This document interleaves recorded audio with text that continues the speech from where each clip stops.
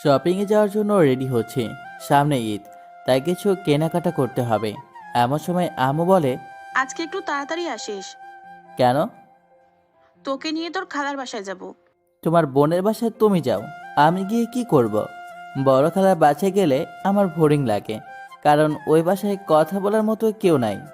আরে, যাবো তো তোর জন্য, তোকে নিয়ে যাওয়ার জন্য বলেছে। আমার জন্য যাবে মানে? তোকে দেখে না অনেকদিন। ওকে, যাব। হুম, তাহলে শপিং করে আয় তাড়াতাড়ি। তারপর আমি শপিং করতে চলে আসলাম। আমার জন্য আর আম্মুর জন্য কিছু কেনাকাটা করে আবার বাসায় ফিরলাম। তাড়াতাড়ি ফ্রেশ হয়ে রেডি হ। আমি তাড়াতাড়ি ফ্রেশ হয়ে রেডি হয়ে নিলাম। চল বাবা, এখন রওনা দেওয়া যাক। 1 ঘন্টা পর খালার বাসায় এসে পৌঁছালাম। আরে বাবা, মেহেদি আসলে তাহলে আমাদের বাসায়? কতদিন হলো তোমাকে দেখি না, অনেক শুকিয়ে গেছো। অসুস্থ ছিলাম যে, এর জন্য শুকিয়ে গেছি। মনে মনে বলি, আমি মোটা ছিলাম কবে যে শুকাবো। ভিতরে যেতে বলবা না? বাইরে আর কত দাঁড়িয়ে থাকবো? আসো, ভেতরে আসো, বিশ্রাম নাও তোমরা। আমি তোমাদের জন্য নাস্তা নিয়ে আসছি। নাস্তা শেষ করে আমি একটু ঘুরতে বের হলাম। আর খালার বাসার কাছে সুন্দর একটা জাদুঘর আছে, এটা আমার পছন্দের। জাদুঘরের ভিতরে প্রবেশ করার পর আমি পাশের কক্ষে কয়েকজন মেয়ের কণ্ঠ শুনতে পাই। তারপর আড়াল থেকে লুকিয়ে দেখি সুন্দরী একটা মেয়ে হাসতেছে, চুলগুলি বাতাসে উঠতেছে। মেয়েটার ঠোঁটের নিচে একটা তিলও আছে। অপরূপ সুন্দরী মেয়ে, নীল শাড়িতে একদম নীল পরীর মতো লাগতেছে। প্রথম দেখে পাগল হয়ে গেলাম। ইচ্ছে করছে এখনই গিয়ে বলে দেই, আমি তোমাকে ভালোবাসি পড়ি। হঠাৎ করে কে যেন আলিফা বলে ডাক দিল, আর তারপরে মেয়েটা হাওয়া হয়ে গেল। চারদিকে অনেক খুঁজেও পেলাম না। ধুর, পরিচয়টাই তো হলো না। মনটা নিমিষেই খারাপ হয়ে গেল। তারপর আমি আবার ফিরে আসলাম খালার বাসায়। কি রে মেহেদি, তুই কোথায় ছিলি? ও, আপনাদের তো আমার পরিচয় দেওয়া হয় নাই। আমার নাম মাসুদুর রহমান মেহেদি। আমি মেরিন ইঞ্জিনিয়ারিংয়ে পড়তেছি, ফাইনাল ইয়ার। জি আম্মু, আমি একটু কাপাস হাটিয়া মুক্তি সংগ্রাম জাদুঘরে ঘুরতে গিয়েছিলাম। ভালো করছো, ঘুরলে তোমার মনটা ভালো থাকবে। আর ওই জাদুঘর অনেক সুন্দর। আমাকে সাথে নিয়ে যেতে পারিস নাই? আমিও একটু ঘুরে আসতাম। তুমি যে যাবে সেটা তো জানতাম না। আর মনে মনে ভাবছি, তোমাকে নিয়ে গেলে হয়তো পরি দেখা পেতাম না। আচ্ছা, তোমরা ডিনার করে আসো। খাওয়া দাওয়া শেষে আমি একটু টিভি দেখে ঘুমাতে গেলাম। আমার ঘুম আসে না। চোখ বন্ধ করলে সেই পরীর চেহারা বেশি ওঠে। আমি যে পরীর প্রেমে পড়ে গেছি। এই মেহেদি, কয়টা বাজে? হ্যাঁ, এখনো যে ঘুমাচ্ছিস ষাঁড়ের মতো? তাড়াতাড়ি উঠে ফ্রেশ হয়ে ব্রেকফাস্ট করতে আয়। মনে মনে হিরে, পরীকে নিয়ে ভাবতে ভাবতে যে কখন ঘুমিয়ে গেছি মনেই নাই। আচ্ছা আম্মু, তুমি যাও, আমি আসতেছি। তারপর ফ্রেশ হয়ে ব্রেকফাস্ট করতে চলে আসলাম। আমার খালাকে কি বিষয় নিয়ে যেন গুনগুন করতে দেখলাম। আমাকে দেখেই থেমে গেল। ঘুম হয়েছে? হ্যাঁ খালা, কথা বলতে বলতেই ব্রেকফাস্ট শেষ। বাবা শোন, আজ তোকে নিয়ে তোর খালার ননদের বাসায় ঘুরতে যাব। রেডি হয়ে নে। কিছু না ভেবেই আমিও সম্মতি দিয়ে দিলাম। কি রে, আর কত সময় লাগবে তোর? এই তো আম্মু, হয়ে গেছে, বের হও এখন। ওকে বাবা, চল। কিছুক্ষণ পর আমরা খালার ননদের বাসায় এসে পৌঁছালাম। খালার ননদকে সালাম দিলাম। আসো বাবা, ভেতরে আসো। সেই কতদিন আগে যে তোমাকে দেখেছিলাম, মাশাল্লাহ অনেক সুন্দর হয়ে গেছো। লজ্জা পেলাম, কিছু বললাম না। তারপর আম্মু, খালা আর ওই আন্টি একসাথে অন্য রুমে চলে গেল। আমি একা রয়ে গেলাম। কিছুক্ষণ পর আম্মু আসলো। বাবা, তোকে এই বাসায় কেন আনছি জানিস? ঘুরতে নিয়ে আসছো? এই তো। না, ঘুরতে নিয়ে আসিনি, তোর জন্য মেয়ে দেখতে আসছি। রেগে গিয়ে, কি বলতেছো? তুমি পাগল হয়ে গেছো নাকি? আমি এখন স্টুডেন্ট। আমি কি এখনই বিয়ের উপযুক্ত নাকি? হ্যাঁ, আমি কি খাবো বিয়ের পর বউকে? তাছাড়া আমার একজনকে ভালো লাগে, প্রথম দেখাতেই প্রেমে পড়ে গেছে। কে সে, চিনিস তাকে? না, চিনি না। জাদুঘরে দেখেছি এক পলক, আর দেখেই প্রেমে পড়ে গেছে। তাহলে ভুলে যা। আর তোর বড় খালার এই ননদের মেয়ের সাথেই বিয়ে দিব। কোনো কথা বলতে পারবি না, বড়দের উপর কোনো কথা নাই। তাহলে আমার পরীর কি হবে? জীবনের প্রথম প্রেমে পড়লাম, আর সেটাও কি অপূর্ণ থেকে যাবে? আবার হুট করে বিয়ে? হ্যাঁ, হুট করেই, কারণ মেয়েটা অনেক সুন্দরী, গুণবতী মেয়ে। আর মেয়েটি তোকে ঠিক করতে পারবে, কারণ ও তোর 3 মাসের বড়। তুই ওর উপর জোর প্রয়োগ করতে পারবি না। কি? একে তো হুট করে বিয়ে, তার উপর আবার সিনিয়র, আমার জীবনটা তেজপাতা করে দিবে। চুপ করে বসে থাক, ওরা মেয়েকে নিয়ে আসবে। আধা ঘন্টা হয়ে গেল, এখনো মহারানীর আসার কোনো খবরই নাই। না জানি কত আড্ডা মজা মাখতেছে। চুপ কর হারামজাদা, ও এমনিতেই অনেক সুন্দরী, মেকআপ করতে হয় না। আচ্ছা, মানলাম। অতঃপর 45 মিনিট পর মহারানীর আগমন। লম্বা একটা ঘোমটা দিয়ে আসে, দেখার কোনো উপায় নেই। এসেই আমাকে পায়ে ধরে সালাম করে নিল না তো, আমার মাকে আমার কাছ থেকে কেড়ে নিল। বেঁচে থাকো মা। এখন লম্বা ঘোমটা সরাও, আমি আমার ছেলের হবু বউকে দেখি। মেয়েটি ঘোমটা সরিয়ে নিল। কি দেখছি? মাথা ঠিক আছে তো? না, একটা চিমটি কেটে দেখি, এটা বাস্তব না সত্য? উফ, অনেক জোরে চিমটি কেটেছে, ব্যথা পাচ্ছে। তাহলে এটি কোনো স্বপ্ন নয় রে বালক মেহেদি, এ তো আমার সেই জাদুঘরের হারিয়ে যাওয়া পরী। আর আম্মু ওর সাথে আমার বিয়ে ঠিক করেছে। ব্যাপারটা মেঘনা চাইতেই বৃষ্টির মতো। আহ, পরীকে নীল শাড়িতে যা লাগতেছে, পরে মাথা নষ্ট আমার। ইচ্ছে করছে বিয়ে করে এখনই পরীকে নিয়ে হানিমুনে চলে যাই। উফ, পিঠে চিমটি কাটে আবার কে? এই হারামজাদা, কি হয়েছে তোর? হা করে তাকিয়ে আছিস। কি হবে? হ্যাঁ, কিছু না তো, আমি ঠিক আছি। ইস, সবাই কি বুঝে ফেললো নাকি যে আমি পরীর রূপের মায়ে ডুবে গিয়েছিলাম? মাশাআল্লাহ, অনেক সুন্দর লাগতেছে আজ কালিফাকে। সুন্দর তো লাগবেই, খালা বউটা যে আমার, আহা, ভাবতেই কত ভাল লাগে। আচ্ছা মিনারা আপা, আপনারা কিছু বলছেন না যে? আমার মেয়েকে কি পছন্দ হয় নাই? এই পরীকে কারই না পছন্দ হবে। আর হ্যাঁ, আপনাদের একটা কথা বলি, মিনারা হচ্ছে আমার আম্মুর নাম। ওদিকে আম্মু বলছে পছন্দ হবে না কেন? এরকম রূপবতী মেয়েকে পছন্দ না হবার কোনো কারণই নাই। আম্মু আমাকে উদ্দেশ্য করে বলে, কি রে, তোর পছন্দ হয়েছে? তুমি আমার মা, আর তোমার পছন্দই আমার পছন্দ। একটু ভাব নিয়ে বললাম, কারণ একটা মেয়ে যখন জানতে পারে যে একটা ছেলে তাকে অনেক ভালোবাসে, তার প্রতি দুর্বল, তখন মেয়েটা ছেলেটাকে পাত্তাই দেয় না। আলহামদুলিল্লাহ মিনারা আপা, আপনার ছেলে যখন রাজি তখন বিয়ের দিন তারিখটা পাকা করে ফেলা যাক। অবশ্যই, আসছে শুক্রবারই তাহলে পবিত্র কাজটা করা উচিত, যদি আপনাদের কোনো সমস্যা না থাকে।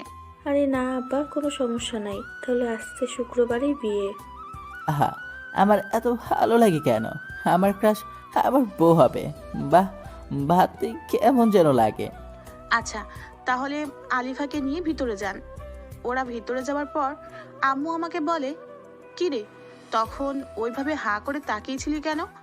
বলছিলাম না ও অনেক রূপবতী? তুই তো শুধু জাদুঘরের মেয়েকে নিয়েই পড়েছিলি। আরে আম্মা, এই সেই জাদুঘরের পড়ে যাকে প্রথম দেখেই প্রেমে পড়ে গেছে, আর তুমি তার সাথেই আমার বিয়ে ঠিক করেছো। তুমি খুব ভালো মা, সেরা মা, লাভ ইউ আম্মা। হয়েছে, আর ঢং করতে হবে না। অতঃপর সব কিছু ঠিক হওয়ার পর আমরা আমাদের বাসায় ফিরলাম। ফিরেই বন্ধুদের কল দিলাম মেসেঞ্জার গ্রুপে। আর হ্যাঁ, আমার বন্ধুদের নাম হলো সজীব, বাপ্পি, তন্ময়, বসর আর নূরনবী, আরও অনেকে আছে। কি রে দোস্ত, কি খবর তোর? খুব ভালো দোস্ত, সুখবর আছে তোদের জন্য। কিসব খবর আছে বল দেখি শুনি। শুক্রবার আমার বিয়ে, আর সেটা আমার ক্লাসের সাথে।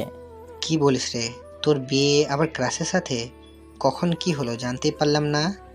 সব জানতে পারবে, কাল সকালে সবাই বসুন্ধরা শপিং কমপ্লেক্সে চলে আসবে, ওখানে সব বলবো, ও কেনাকাটাও করব।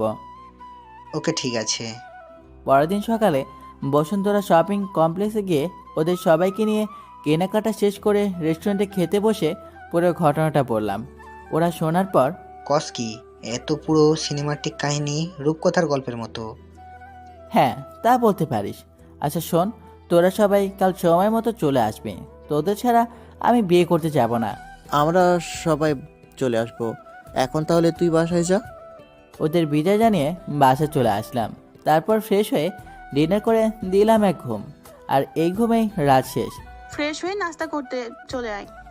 ফ্রেশ হয়ে নাস্তা করে রুমে চলে আসলাম। বিয়ের সময় হয়ে আসে, বন্ধুরা সবাই চলে আসে। কি রে, গোসল করে রেডি হওয়া তাড়াতাড়ি। গোসল করে রেডি হয়ে সবাই মিলে রওনা দিলাম। 30 মিনিট লাগলো পৌঁছাতে। সবাই বিয়ের গেট ধরেছে। এখন ওদের আবদার পূরণ করে বিয়ের পিড়িতে বসতে যেতে হবে। অবশেষে বিয়ে করে বাসায় বউ নিয়ে আসলাম। আম্মু আমাদের বরণ করে নিল। তারপর আম্মুকে আমরা সালাম করে বাসর ঘরে ঢুকবো। ঠিক ওইখানেও গেট ধরেছে। আবার ওদের আবদার পূরণ করে বউকে রুমে রেখে ছাদে গেলাম বন্ধুর সাথে একটু বুদ্ধি পরামর্শ করতে। কিরে যাস তো, এত সময় লাগে বউয়ের কাছ থেকে আসতে? আরে শালাই তো পাচ্ছে না ওর বউয়ের কোলে গিয়ে উঠতেই। তোরা মজা নিচ্ছিস? ওকে, নে মজা। তোদের বিয়েতে আমিও মজা নেব। আরে ভাতিজা, রাগ করো কেন? আজকে তো একটু মজা করব আমরা। জামাল পুইরা রে, তাহলে তুই আমার আগে বিয়েটা করে ফেললি।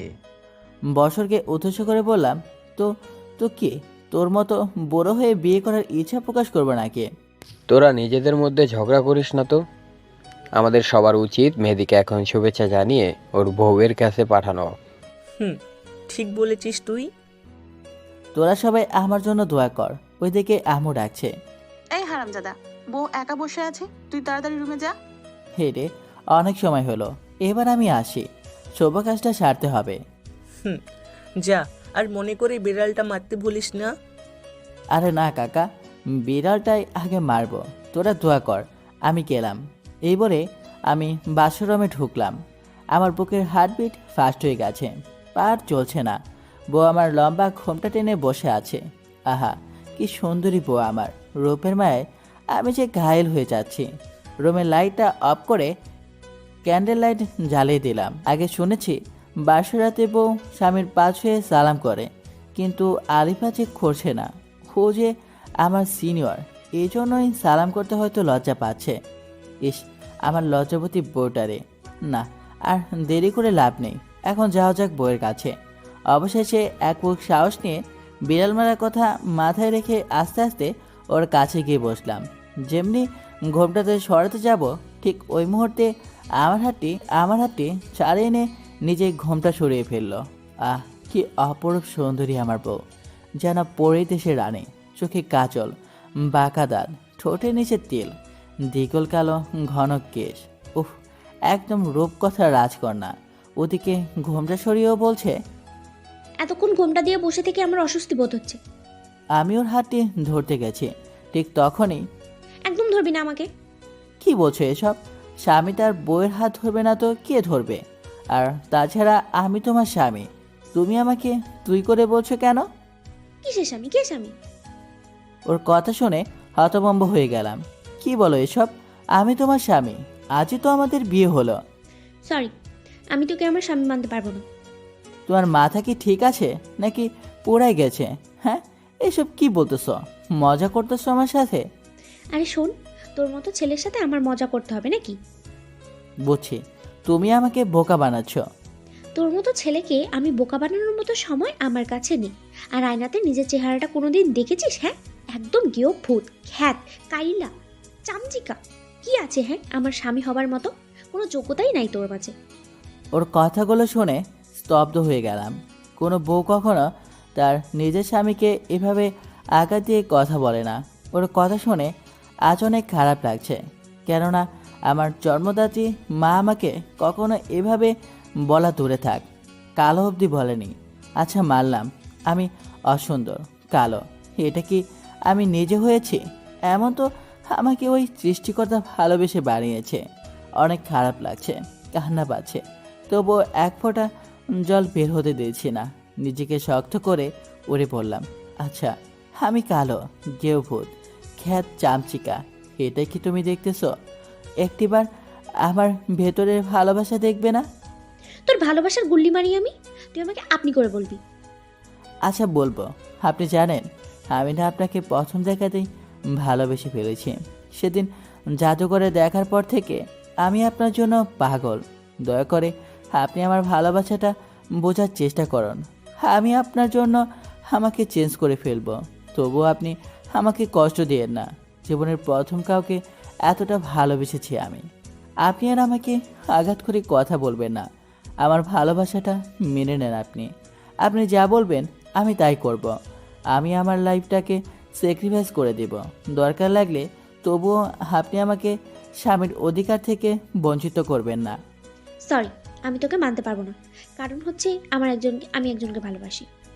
আমাদের 3 বছরের সম্পর্ক। আরও ডাক্তার। তোর মতো সামান্য মেরিন ইঞ্জিনিয়ারিং পড়ায় না ছাত্র।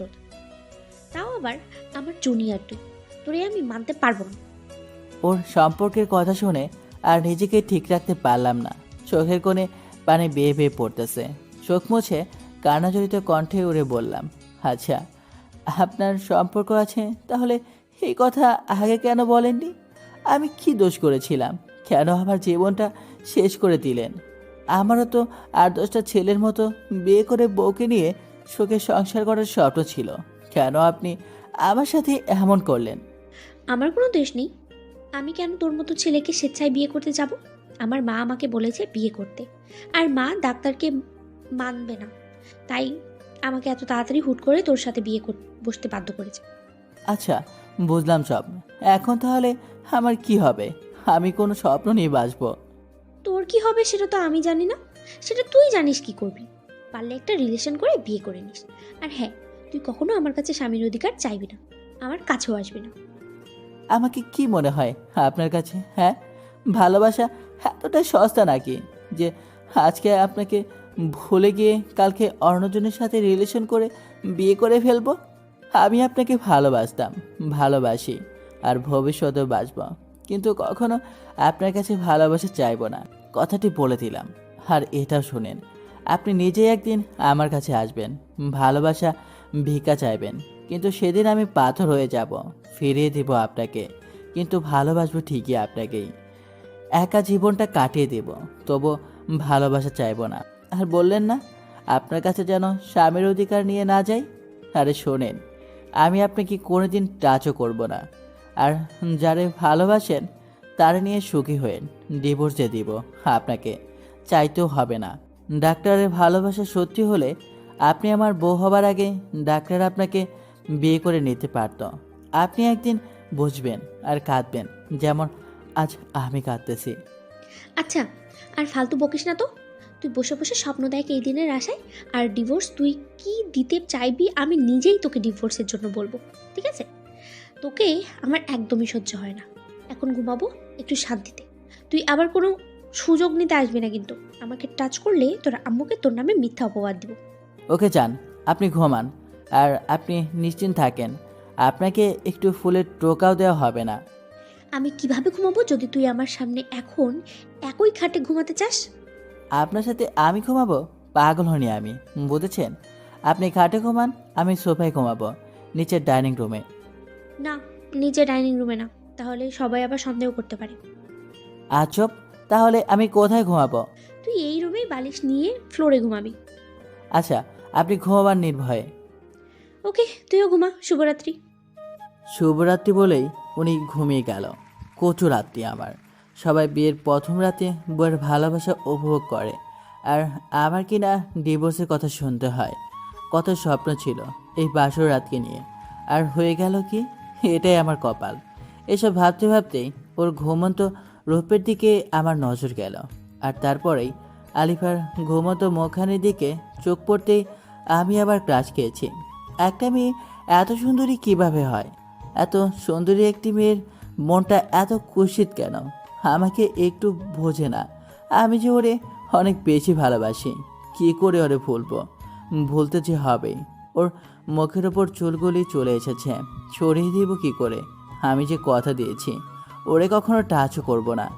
এসব ভাবতে ভাবতে কখন যে ঘুমিয়ে পড়েছি, আর কখন রাতের অন্ধকার কেটে গিয়ে দিনের আলো ফুটে উঠেছে নিজেও জানি না। আমর ডাকে ঘুম ভাঙে। বৌমা, ও বৌমা, সকাল হয়েছে, এবার ঘুম থেকে উঠে ফ্রেশ হয়ে মেহেদিকে সাথে নিয়ে নাস্তা করতে আসো। মা আপনি যান, আমরা ফ্রেশ হয়ে আসতেছি। মায়ের সাথে কি সুন্দর করে কথা বলল, আর আমার সাথে কুত্তার মতো ব্যবহার করে। এই গেউভূত, ঘুম থেকে উঠে ফ্রেশ হয়ে নাস্তা করতে চল। জি উঠছি। এরপর ফ্রেশ হয়ে দুজন একসাথে বের হবার আগে ওরে বললাম, শোনেন, আপনার আর আমার মাঝে কী চলছে এবং কি হতে যাচ্ছে সেটা শুধু আমরা জানি, আর কেউ যেন না জানতে পারে। আম্মুর সামনে এমনভাবে আমার সাথে কথা বলবেন যাতে আম্মু না বুঝতে পারে আমাদের মাঝে কি চলছে। আচ্ছা ঠিক আছে, চল। ওকে চলেন। ডাইনিং রুমে চলে আসে। মাশাআল্লাহ, বৌমাকে অনেক সুন্দর লাগতেছে। আসো মা, আসো, আমার সাথে বসো তুমি। বাহ, কি সুন্দর কথা। এখনই আমার মা আমাকে ভুলে গেছে, নকল বৌমাকে নিয়ে আছে, আবার আদর করে সাথে বসানো হচ্ছে। আমি এখন পর হয়ে গেছি। কি রে মেহেদি, তুই কিছু বলছিস না যে? চুপ করে আছিস কেন? কি বলবো, বলার মানুষ তো এসে গেছে, এখন আমি না বললেও হবে। ক্ষুধা লেগেছে অনেক, খেতে দাও। তারপর খাওয়া দাওয়া শেষ করে যখন উঠবো তখন আম্মু বলছে, শুনো, আমি চাইছি তোমরা এই মাসের 15 তারিখে হানিমুনে চলে যাও। 1 মাস ঘুরে আসো দুইজন একসাথে, তাহলে তোমাদের অনেক ভালো লাগবে। না মা, এখন এসব হানিমুনের দরকার নেই। বিয়েটাই যেখানে মিথ্যা হয়ে গেছে, ডিভোর্স হয়ে যাবে, সেখানে হানিমুনের দরকার নেই। কথাটি আসতেই বললাম। দরকার নেই মানে কি? হ্যাঁ, তুই কি পাগল হয়ে গেছিস? বিয়ের পর হানিমুন হবে না তা তো মেনে নেওয়া যায় না। হানিমুন হবে, আমি যা বলছি তার বাইরে একটি কথাও বলবি না তুই। হ্যাঁ মা, আপনি ঠিকই বলেছেন, আমরা হানিমুনে যাব, আপনি যাবার ব্যবস্থা করেন। এই মেয়েটি কি পাগল হয়ে গেছে? নিজেই বিয়ে মানছে না, আবার নিজেই এখন বলছে হানিমুনে যাবার ব্যবস্থা করতে। লজ্জা বলতে কিছুই নেই মেয়েটির। হ্যাঁ বৌমা, সব ব্যবস্থা হয়ে গেছে। আগামী 15 তারিখে তোমাদের ফ্লাইট, আর তোমরা যাচ্ছ লন্ডন। আচ্ছা ঠিক আছে। তারপর রুমে চলে আসলাম। রুমে এসে ওরে বললাম, আপনি কি পাগল? নিজে বিয়েটা মানছেন না, আবার সেই আপনি নিজ থেকে হানিমুনে যাওয়ার জন্য রাজি? আরে গাধা, হানিমুনে গিয়ে তো আর আমি তোর সাথে ঘুরবো না। তুই তোর মতো ঘুরবি আর আমি আমার মতো ডাক্তারের সাথে ঘুরবো। মানে কি? হ্যাঁ, আপনি এখনো আমার বউ, আর তাই আপনি এসব করতে পারবেন না। ডিভোর্সের পর যা মন চায় তাই করবেন, আমার কোনো আপত্তি নেই। আচ্ছা যা, ঠিক আছে, মানলাম তোর এই কথা। ধন্যবাদ। ওয়েলকাম। শোন, আমার কিছু কেনাকাটা করতে হবে, তুই আমার সাথেই যাবি। আচ্ছা, আপনি রেডি হন, এখনই বের হব। তারপর রেডি হয়ে সোজা তার জন্য মার্কেটে চলে গেলাম। দেখ তো আমাকে কোন শাড়িতে মানাবে। আপনি নীল শাড়িটা নিতে পারেন, নীল শাড়িতে আপনাকে পরীর মতো লাগে। তারপর তার পছন্দ মতো প্রয়োজনীয় কেনাকাটা শেষ করে একটি রেস্টুরেন্টে গেলাম। ওরে বললাম, আপনি কি খাবেন? অর্ডার দেন, আমি বিল দিয়ে দিচ্ছি। কেন, তুই কিছু খাবি না? আমার মনে এত রং নাই, আমি খাবো না, তাই আপনি খান। ওকে, তাহলে তুই কি করবি? এখন সেলুনে যাব চুলের ট্রিটমেন্ট করাইতে। আচ্ছা যা তুই, আমি খাওয়া শেষ করে বাসায় চলে যাব। তারপর রেস্টুরেন্ট থেকে সোজা জেন্টস পার্লারে চলে আসলাম। পার্লারের বিউটিশিয়ানকে ডেকে বললাম, আমার বউ আমাকে এভাবে অপমান করছে, এখন আপনারা এমন কিছু করে দেন যাতে ও দেখলেই অবাক হয়ে যায়। আরে ভাই, কোনো টেনশন নাই, আপনি বসেন, 1 ঘন্টার মধ্যে আপনাকে স্মার্ট লুক দেব। আপনার দাড়ি ও চুল দুইটাই ট্রিটমেন্ট করে আপনাকে হিরো বানিয়ে দেব। তার কথা শুনে অনেক খুশি হয়ে গেলাম। তারপর সে শুরু করে দিল আমাকে আধুনিক আর স্মার্ট লুক দেওয়ার কাজ। 1 ঘন্টা পর তার কাজ শেষে আমাকে বলল, ভাই, এখন চোখ মিলে আয়নাতে আপনাকে দেখেন, চিনতে পারছেন কিনা? চোখ মেলে আয়নাতে তাকিয়ে দেখে পুরো অবাক হয়ে গেলাম।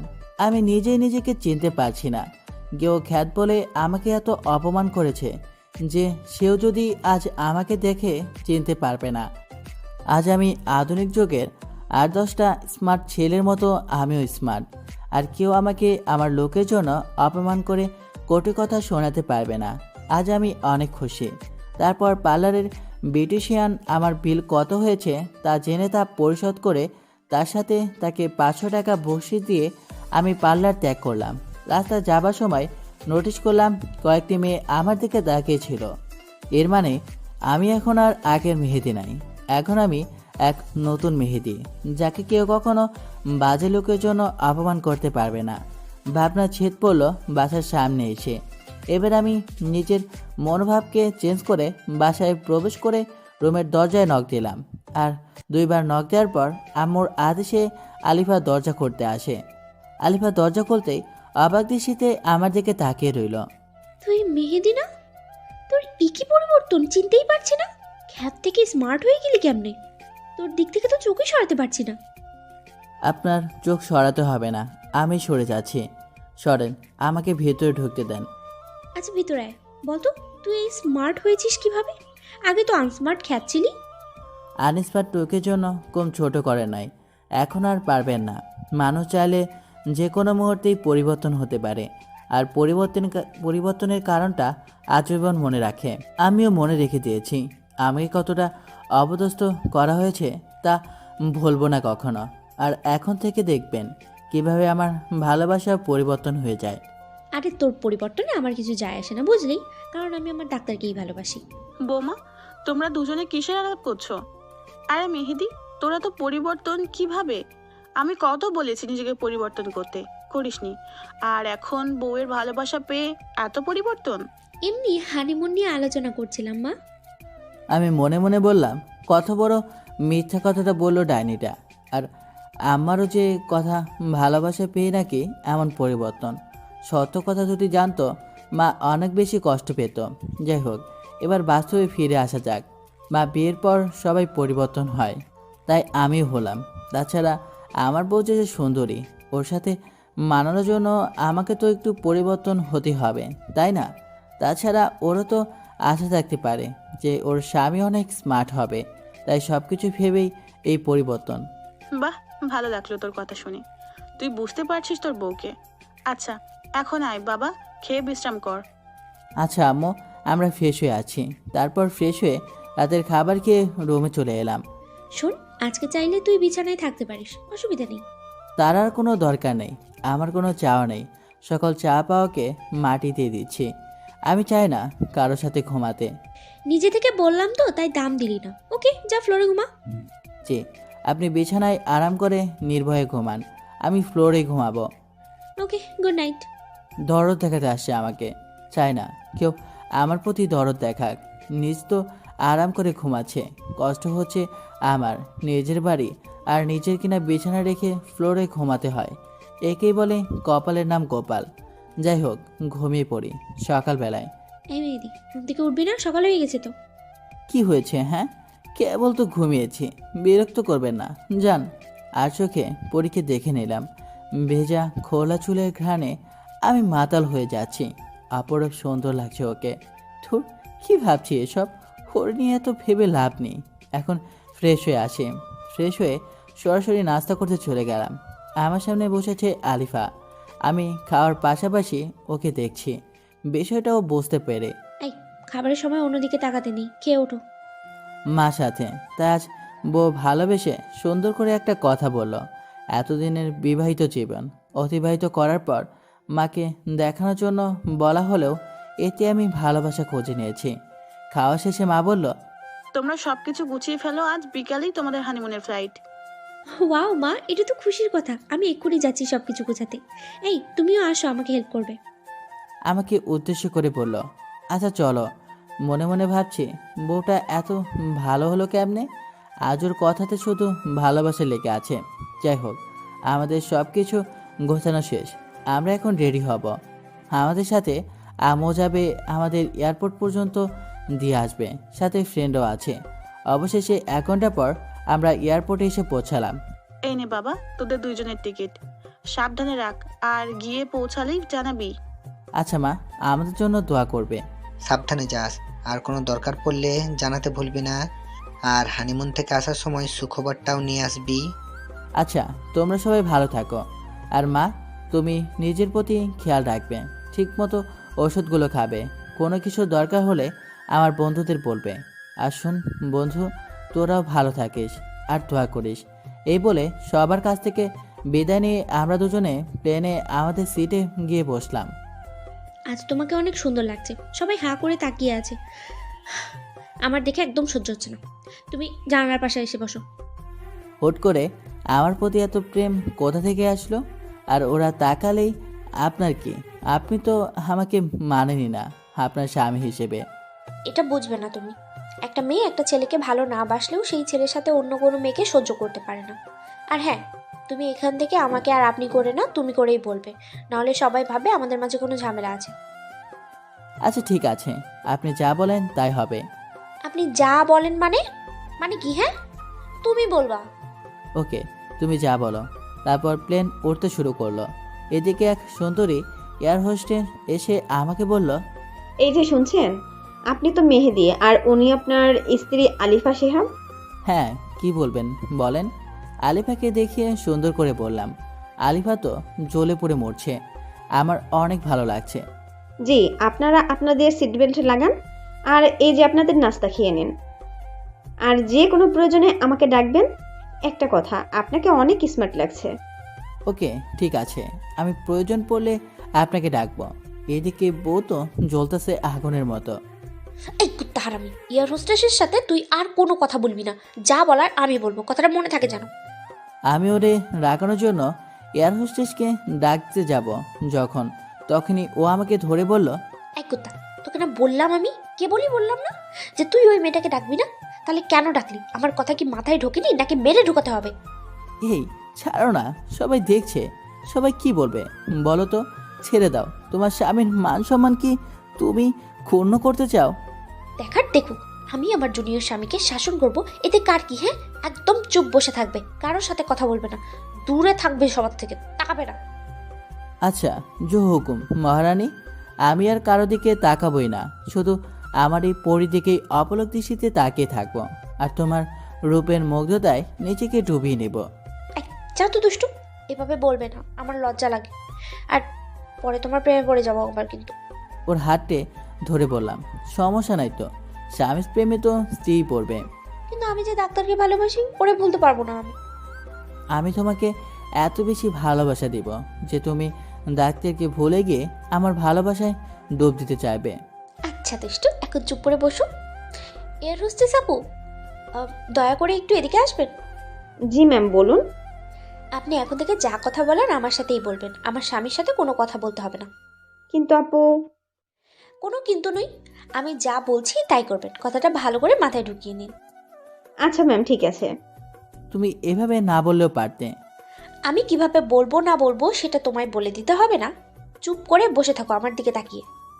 আচ্ছা বউ, ব্যাপারটা বুঝি না, ও কি করে প্রেমে পড়লো আমার, হঠাৎ করে এত ভালোবাসা দেখাচ্ছে কেন? যাই হোক, আমি এত কিছু ভাবতে পারবো না, বরং ওর দিকে তাকিয়ে ওর রূপের মুগ্ধতায় ডুবে যাই। অতঃপর 3 ঘন্টা শেষে প্লেন অবতরণ করলো। এই, আমার হাত ধরে নিয়ে নামবে, একা একা চলে যাচ্ছে বকে রেখে, কত বড় খুলে যা। আচ্ছা আসো। তারপর আমরা এয়ারপোর্ট থেকে ট্যাক্সি নিয়ে সোজা বালির রিসোর্টের কাছাকাছি একটা হোটেলে গিয়ে উঠি। হোটেলটি খুব নিরিবিলি জায়গায়, সমুদ্রের সাথে, তাই বারান্দা থেকে সমুদ্রের ভিউটা উপভোগ করা যায়। আমাদের পৌঁছাতে সন্ধ্যা হয়ে গেছে, তাই আর আজ সমুদ্র সৈকতে যায়নি। এসেই বাসায় ফোন দিয়ে আম্মুকে ও বন্ধুদের জানিয়ে বারান্দায় বসে সমুদ্রের তীরে আছড়ে পড়া ঢেউ আর সমুদ্রের ভিউটা উপভোগ করছি। এমত অবস্থায়, এই, আর কতক্ষণ বসে থাকবে? এসো, ডিনার করে এসে গল্প করব। ওকে চলো। তারপর দুজন একসাথে হাত ধরে হাত মিলিয়ে চলে গেলাম ডিনার করতে। ডিনার শেষ করে দুজন 2 কাপ কফি নিয়ে বারান্দায় বসে সমুদ্রের মনোরম পরিবেশটা উপভোগ করতেছি। দেখছো সমুদ্র কত সুন্দর। কালকে আমরা ব্রেকফাস্ট করেই সৈকতে চলে যাব। আচ্ছা বউ, যাব। তোমাকে অনেক সুন্দর লাগছে, তোমার চোখের লেপটানো কাজল, দীঘল কালো কেশ, ঠোঁটের নিচে তিল আমাকে কিল করে নিচ্ছে। তোমার চুলের ঘ্রাণে আমি মাতাল হয়ে যাচ্ছি। আমার ইচ্ছে করছে আজ তোমার মাঝে ডুবে যেতে। ইস, এভাবে বলিও না। আসো, আজ তোমাকে আমি আমার করে নেব। আজ আমার খুব ভালো লাগছে। আজ আমি আমার বউয়ের ভালোবাসা একদম কাছ থেকে উপভোগ করব। তারপর সোজা চলে গেলাম বেডরুমে। আসো, কাছে আসো। মাতাল হয়ে ওর নেশায় ডুবে যাওয়ার জন্য কাছে চলে গেলাম, একদম কাছে। ওর নিঃশ্বাস আমার মুখে, আর আমার নিঃশ্বাস ওর মুখের উপর পড়ছে। এই সরো, কিচ্ছু হবে না, আমার পাশে চুপ করে ঘুমিয়ে পড়বে, কোনো দুষ্টুমি নয়। ধ্যাত, ভাল লাগে না এই সময় কেউ এমন কথা বলে। নিজেই বলল ওর করে নেবে, এখন আবার নিজেই বলে কি না কিছুই হবে না। এটা কেমন ভালোবাসা? ধ্যাত, ভাল লাগে না। ঘুমিয়ে পড়ি, যা হবার কাল হবে। সকাল ওর চিমটি খেয়ে ঘুম শেষ। এই ওঠো, ফ্রেশ হয়ে নাস্তা করে বেঁচে যাব। আচ্ছা আমি আসি ফ্রেশ হয়ে। আর এত জোরে কেউ চিমটি দেয় নাকি? অনেক লেগেছে। এইটুকুতেই লাগছে, আরো ব্যথা অপেক্ষা করতেছে। Just wait baby, just wait. কি বিড়বিড় করতেছ? কিছু না, ফ্রেশ হয়ে এসো। ফ্রেশ হয়ে নাস্তা করে দুজনে বালির একটি কফি শপে গেলাম। এখানে অনেক ভালো কফি পাওয়া যায়, যা বিশ্বের সেরা মানের কফি, এবং এখান থেকে এগুলো সাপ্লাই দেওয়া হয়। আর এই কফির এক জাতের পচা মাছের থেকে বানানো হয়। এটা শুনে আমার আর কফি খেতে ইচ্ছে করছে না, তবু এখানে আসি। আর এখানে নামকরা কফি না খাইলে তো হবে না। তারপর দুজনে কফি খেয়ে বিচের দিকে রওনা দিলাম। দেখেছো বীজটা কত সুন্দর, পানি একদম ফ্রেশ, নিচে বালি দেখা যাচ্ছে, এত পরিষ্কার। তাই এই চলো না, একটু দুজনে ভিজে গোসল করে যাই। না, এখানে না, এখানে সবচেয়ে আকর্ষণীয় পিঙ্ক বিচে গিয়ে বেচবো। আচ্ছা চলো তাহলে আমরা পিঙ্ক বিচেই যাই। তারপর আমরা একটা স্পিড বোট করে পিঙ্ক বিচে গেলাম। ওয়াও, জোস, কত সুন্দর বীজ, একদম পিঙ্ক। আর এজন্য এই বিচের নাম পিঙ্ক বিচ। ওকে চলো, সুইম কস্টিউম পরে আমরা সাঁতার কাটবো। ওকে। তারপর দুজনে সুইমিং কস্টিউম পরে পানিতে নেমে পড়লাম। অনেক ভালো লাগছে আমার আজকে। এই চলো না, আমরা ওই পাশে যাই, এ পাশে মানুষ আছে, ওই পাশে কেউ নেই, নিশ্চয়ই ওই পাশের পানি আরো বেশি পরিষ্কার। আচ্ছা চলো, আমরা শুধু, আর কেউ নাই এখানে। সাগরের উথাল ঢেউ আসে পড়ছে বিচে, ভিউটা জোর, আর সাথে সুন্দরী বউ, সব মিলিয়ে নিজেকে সিনেমার হিরো মনে হচ্ছে। এই আমি একটু ঝিনুক করাবো, আমার অনেক শখ এটা। আচ্ছা যাও। আমি সাঁতার কাটতে লাগলাম। থাকতে থাকতেই হুট করে একটি বড় ঢেউ এসে আমাকে ভাসিয়ে নিয়ে তীরে ফেললো। তারপর আমি মাথা উঁচু করে দেখি 5 জন বকাটে গুন্ডা টাইপের লোক আমার সামনে দাঁড়িয়ে। আমি উঠে যেতে লাগলেই একজন কাঁধে হাত রেখে বলে, কোথায় যাবেন ভাই? আমার বউকে নিয়ে এখন হোটেলে ফিরব। কেন জানি তাদের আমার সুবিধা মনে হচ্ছে না, তাই চলে যেতে চাইলাম। ভাই, আপনি মনে হয় ভুলে গেছেন, এখানে কেউ আসলে আর ফিরে যেতে পারে না। কথাটি শুনে আমার গা শিউরে ওঠে। চোপসে যাওয়ার কণ্ঠে বললাম, কি বলছেন ভাই? যেতে পারবো না কেন? আসি যখন তখন যেতে পারবো। সিগারেটের জোরে টান দিয়ে আমার মুখে দোয়া ফু দিয়ে বলল, এই বিচ পিঙ্ক বিচ হলেও আজ তোর জন্য এই বিচ ডেড বিচ। বুঝতে আর দেরি হলো না, এরা গুন্ডা, আমাকে ফেলে হয়তো আমার বউকে নিয়ে চলে যাবে। আমি এদিক ওদিক তাকিয়ে দেখি আলিফা কোথাও নেই। আমি অনেক ভয় পেয়ে যাই। আমি পালানোর চেষ্টা করার আগেই হায়নার দল আমার উপর ঝাঁপিয়ে পড়ল। প্রাণপণে চেষ্টা করলাম নিজেকে বাঁচানোর জন্য, কিন্তু পেরে উঠতাম না 5 জনের সাথে। অনেকক্ষণ মারার পর তারা ভাবছে আমি মারা গিয়েছি। এই বখাটে গোন্দাদের লিডার কারা যেন ফোন দিয়ে আসতে বলল। কিছুক্ষণ পর আমি যা দেখলাম তা দেখার জন্য আমিও মোটেও প্রস্তুত ছিলাম না। দেখলাম আলিফা একটি লোকের সাথে হাসতে হাসতে ওই গুন্ডাদের কাছে আসলো। লোকটি আর কেউ না, আলিফার প্রেমিক ডাক্তার নিলয়। দোস্ত, ডোন্ট মাইন্ড, আমার ফ্রেন্ডের নাম নিলয়। কাজ খতম হয়েছে। হ্যাঁ বস, আপনি যেভাবে বলেছেন সেভাবেই করেছি। আরে বেচারা, কি ভয়ঙ্কর মৃত্যুটাই না দেখতে হলো। দুদিনের দেখানো মিথ্যে ভালোবাসাই সব ভুলে গিয়েছিল। লাশটাকে এই সমুদ্রে ভাসিয়ে দে, আর নে তোদের পারিশ্রমিক। এসব কি দেখছি, কি শুনলাম আমি? আমার ভালোবাসাই আমার মৃত্যুর কারণ। আমি কি দোষ করেছিলাম? শুধু ভালোবেসেছিলাম। আমি তো নিজে ওর লাইফ থেকে সরে যেতে চেয়েছি, আর হোকি না আমাকে এভাবে মিথ্যে ভালোবাসার লোভ দেখে এভাবে পৃথিবী থেকে সরিয়ে দিয়েছে। এত নিষ্ঠুর হয় কিভাবে একটা মানুষ?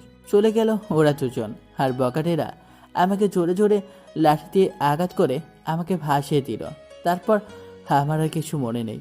তারপর হঠাৎ একদিন আমার জ্ঞান ফিরে আসে, আর নিজেকে একটা 4 কোণা দেয়ালের মাঝে আবিষ্কার করি। কিন্তু আমি এখানে কি করে আসলাম? কে আমাকে নিয়ে আসলো এখানে? আর আমার তো বাজারের কথা ছিল না, তাহলে আমি কিভাবে বেঁচে আছি? হয়তো কে আমাকে উদ্ধার করে সেবা দিয়ে বাঁচিয়েছে। আল্লাহ চায়নি আমার মৃত্যু। আমার যে ফিরতে হবে, প্রতিশোধ নিতে হবে। কিন্তু আমি তো উঠতে পারছি না। তার মানে কি আমি আর হাঁটতে পারবো না? ভাবতেই দুচোখ পেয়ে জল গড়িয়ে পড়ছে। হঠাৎ করে একজন লোকের আগমন, মাঝবয়সী, মাঝারি উচ্চতার, দেখে মনে হচ্ছে ডাক্তার হবে।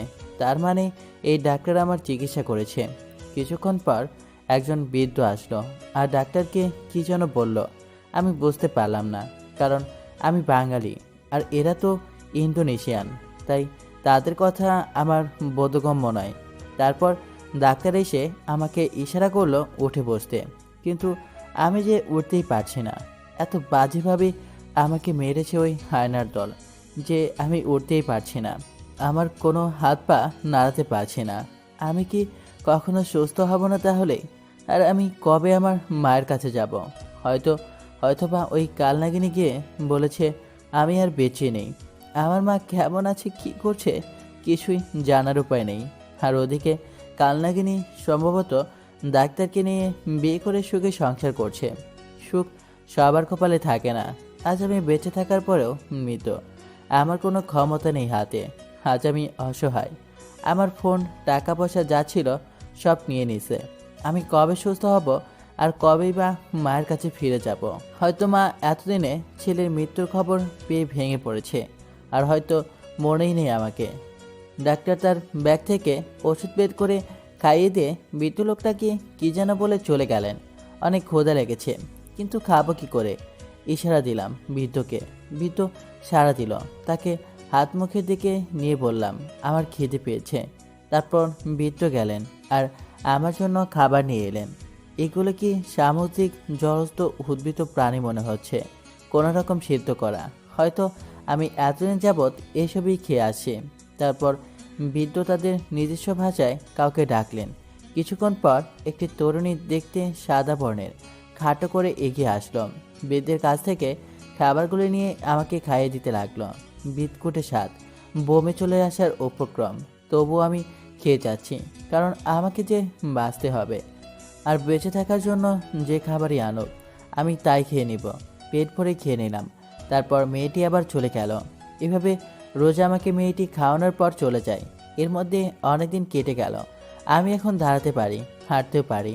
মেয়েটি আমাকে ধরে ধরে হাঁটায়। তার ইতিমধ্যে মেয়েটির নামও জানা হয়ে গেছে। মেয়েটির নাম নীরা, মুসলিম সম্প্রদায়ের মেয়ে। ইন্দোনেশিয়ান সংখ্যাগঠিত মানুষ মুসলিম। আর বৃদ্ধ হলো এই মেয়েটির দাদা। থাকতে থাকতে এই পরিবেশের সাথেই অনেকটাই মানিয়ে নিয়েছি। এখানকার ভাষাও রপ্ত করে নিয়েছি। এখন তাদের সাথে আমার ভাবের আদান প্রদান করতে কোনো সমস্যা হয় না। সন্ধ্যা গড়িয়ে রাত হলো। এখন নীরা আসবে আমাকে খাওয়াতে। আসবো ভিতরে? হ্যাঁ আসো, অনেক ক্ষুধা লেগেছে। আজ পেট ভরে খাবো, আর তুমিও আমার সাথে খাবে। আচ্ছা ঠিক আছে, আপনার সাথে আজ আমিও না হয় খাবো। মেয়েটির খুবই ভদ্র, সরল ও মিষ্টির ব্যবহার। এরকম মেয়ে যার জীবনসঙ্গী হবে সে খুবই ভাগ্যবান। আমি মেয়েটিকে আমার বোনের মতোই দেখি, আর মেয়েটিকেও আমাকে ভাইয়ের দৃষ্টিতে দেখে। তারপর দুজন খাওয়া দাওয়া শেষ করলাম। এখন আর এসব খাইতে আমার কোনো সমস্যা হয় না, বরং আরও ভালো লাগে। ও চলে গেল। আমিও দরজা বন্ধ করে ঘুমিয়ে পড়লাম। সকালবেলায় আজ 1 বছর যাবৎ আমি এখানে আছি। এখন আমি পুরোপুরি সুস্থ। সময় হয়েছে ফিরে যাওয়ার। আর এর মধ্যে নীরার দাদাও পৃথিবী ছেড়ে চলে গেছে। নীরার আপন বলতে কেউ নাই, তাই আমি ওরে নিয়ে দেশে ফিরে যাব। কারণ ও আমার জন্য যা করেছে তার ঋণ শোধ করা যাবে না কখনো। তাই ওকে সাথে নিয়ে গিয়ে ঋণের বোঝা কমাতে চাই। দাদা দেশে যাবো কবে? যাবো রে বোন, আগে কাজ করে টাকা জোগাড় করি। হ্যাঁ, যা শুনলেন তা একদম ঠিক। আমি এখন কাজ করি, একটি হোটেলে যা বেতন পাই তা দিয়ে দুজনের জীবন কেটে যায় কোনো রকমে। আর দেশে যাবার জন্য কিছু করে টাকা জমাই।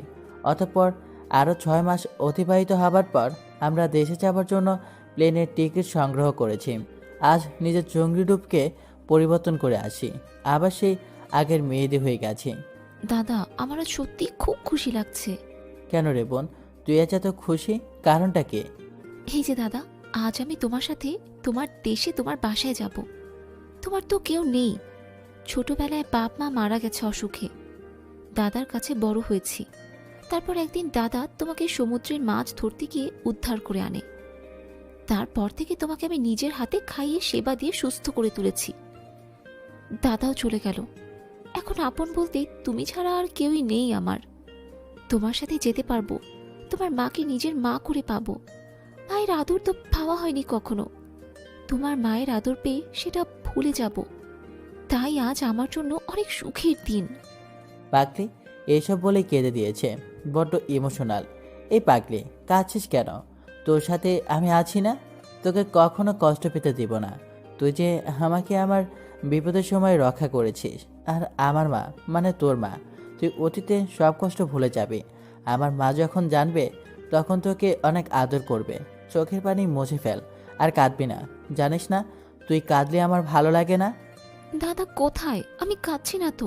দেখো এই যে আমি আজ কত খুশি। ওটা তো সুখের কান্না ছিল দাদা, আমি আর কাঁদবো না। এই তো লক্ষ্মী বোন আমার। আচ্ছা দাদা, রেডি হও, আমিও রেডি হয়ে আসছি, তারপর দুই ভাই বোন বের হব। আচ্ছা বোন, রেডি হচ্ছে।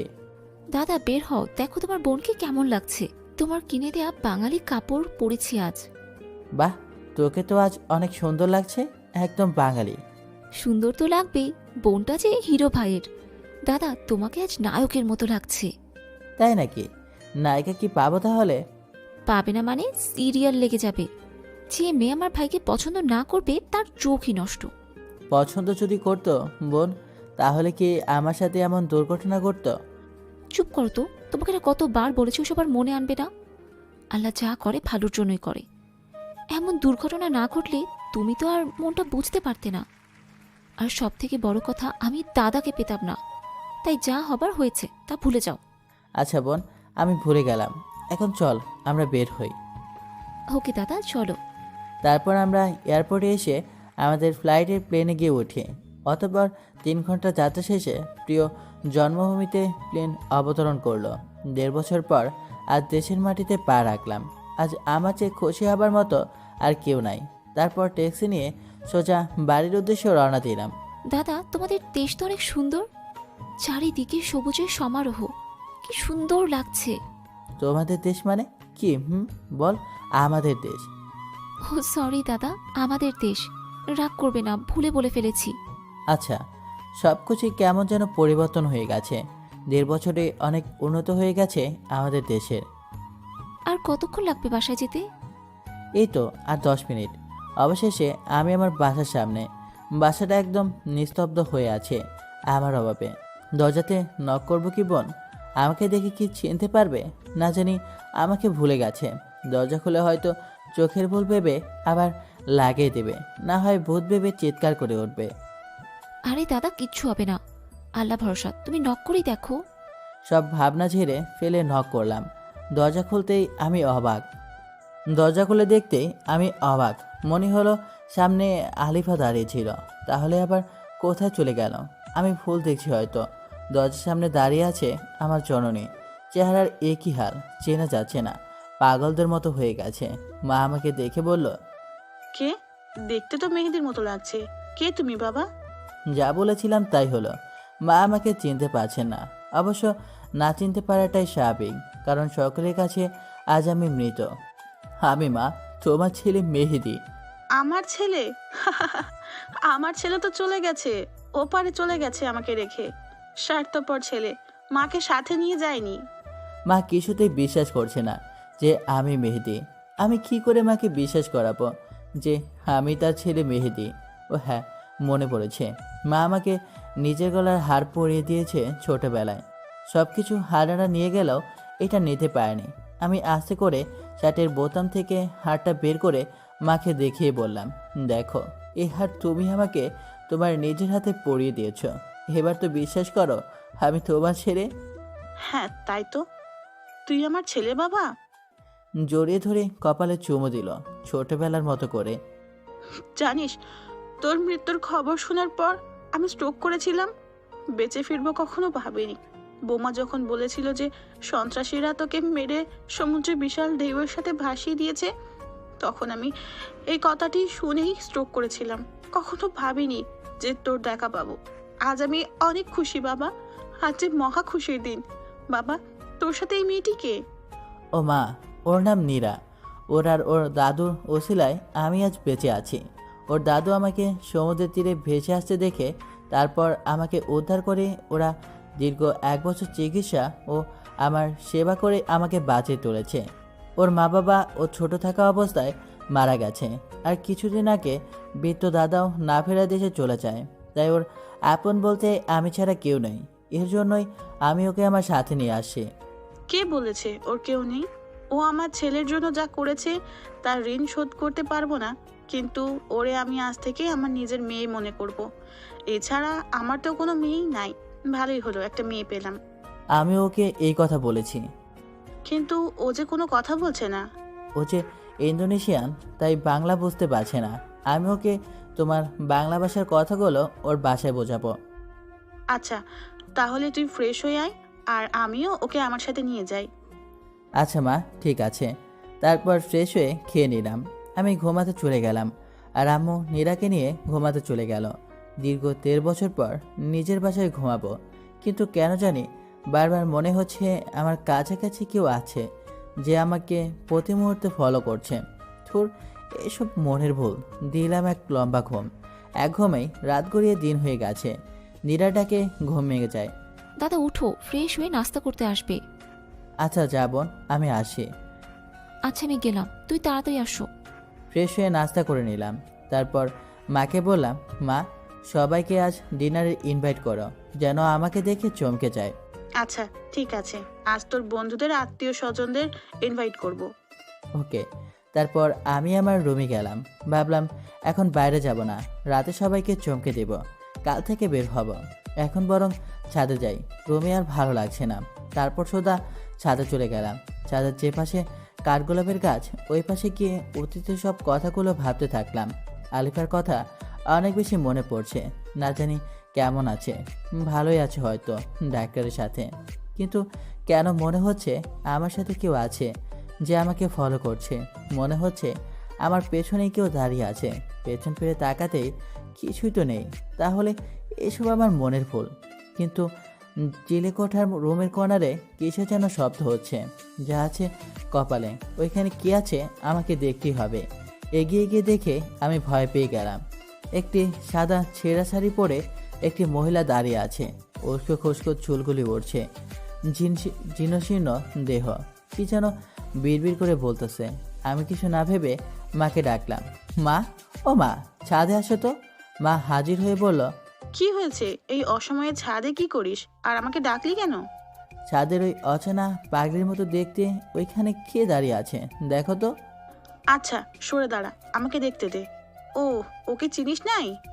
আমি তো তাকে দেখি নাই, চিনবো কেমনে? মনে হচ্ছে পাগলি। তাহলে দেখ।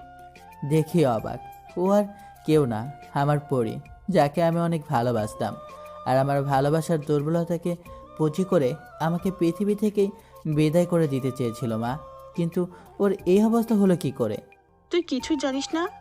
কি জানি না আমি, খোলাসা করে বলো তো শুনি। শোন তাহলে, তোর উপর সন্ত্রাসী হামলায় ওর কোনো হাত নেই। যা করার ওই ডক্টর করেছে। কি বলতেছো? আমি নিজ কানে শুনেছি।